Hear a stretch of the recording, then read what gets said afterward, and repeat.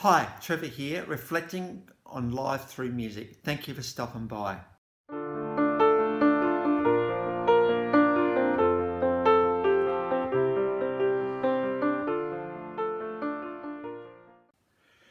Well, I trust you enjoyed my last video from electro-pop pioneers Depeche Mode. And through this song, Just Can't Get Enough, we looked at that very thing. So I trust you found that one encouraging. Well, the story of the next guys started when Maurice White moved to Chicago in 1969. As a jazz drummer, he was very much doing the jazz circuit in Chicago, but it wasn't long, particularly with the emerging music that was coming in the 1970s. He thought, well, I can do this thing as well. And so Earth, Wind and Fire were formed. A couple of other significant names, Philip Bailey, Verdine White, Ralph Johnson, but these guys are absolutely massive on stage. There's so many people, so there's been many people on the stage with Earth, Wind and Fire. Very much influenced genres, both as an influencer and has influenced jazz, rhythm and blues, soul, funk, disco, pop, EDM, Latin and Afro pop. Between 1971 and 2014, there's been 21 studio albums, 4 live albums, 17 compilation albums, 19 video albums, 62 singles. Estimated these guys have sold around 90 million albums worldwide, making them pretty significant, a massive seller in the world of music. Rolling Stone magazine described these guys as innovative, precise but sensual, calculated but galvanizing. You know, the whole concept of incredible musicianship, very tight on stage. When you've got first of all the percussiveness with the percussion and everything else, you have the guitars in there and what they're doing. Then you've got brass just constantly going, and the incredible harmonies and vocal delivery of these guys is absolutely compelling force of nature. And so there's got to be a lot of people on stage to do that. 7 Grammy Awards, 4 American Music Awards, been inducted in the Songwriting Hall of Fame, the Rock and Roll Hall of Fame, the Vocal Group Hall of Fame, and they got a star on the Hollywood Walk of Fame. These guys were honoured by the Kennedy Center in 2019. That's a very significant honour, that one. Bands such as Led Zeppelin, Billy Joel, Sesame Street, amongst others, have been inducted and acknowledged there. Many artists after these guys have covered these guys' songs. There's a few iconic people that see these guys as significant. Miles Davis, the trumpeter virtuoso genius, he calls Earth, Wind and Fire their favourite band. Quincy Jones, who actually produced Michael Jackson's Thriller album, very significant to him. Alicia Keys, and just the way she is, and Dionne Warwick, just to name a few. Incidentally, the name Earth, Wind and Fire came around because Maurice White was a Sagittarian. And so he, and Earth, Wind and Fire being some of the elements, part of that zodiac sign, that's why he adopted the name. But there's something more I like about this name. This is what's behind the script today.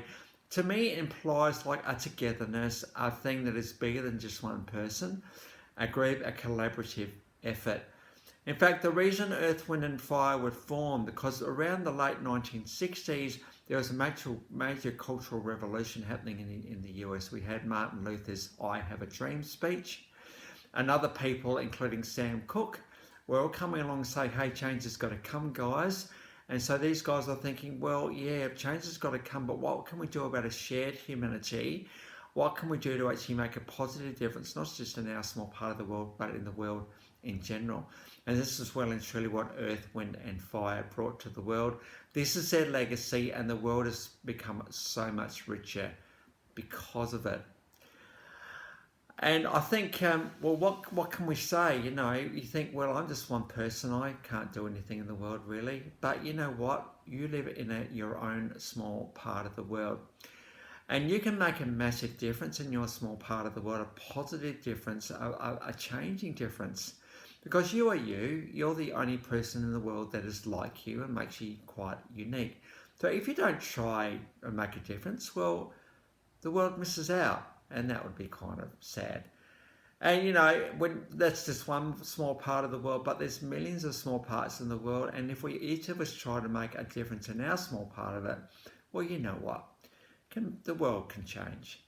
And let's face it, the world probably needs to change a bit at the moment. Some, 50 odd years after these guys came out, we still haven't learned as humanity really what it means to get on with each other. But all we need is music, and music just kind of transcends who you are and transcends who we are and makes us all move in the same direction. Now, these guys were in the 1970s, so big sound, brass, keyboards, bass, guitars, drums, percussion, the glitz and the glamour and the hey look at me, we're on stage, because these guys are absolutely luminescent on stage, and you just had to watch them because they're actually a compelling force of nature, these guys. So the best way to experience Earth, Wind and Fire is actually look at some clips below. So first of all, we've got Fantasy from the All In All album from 1977.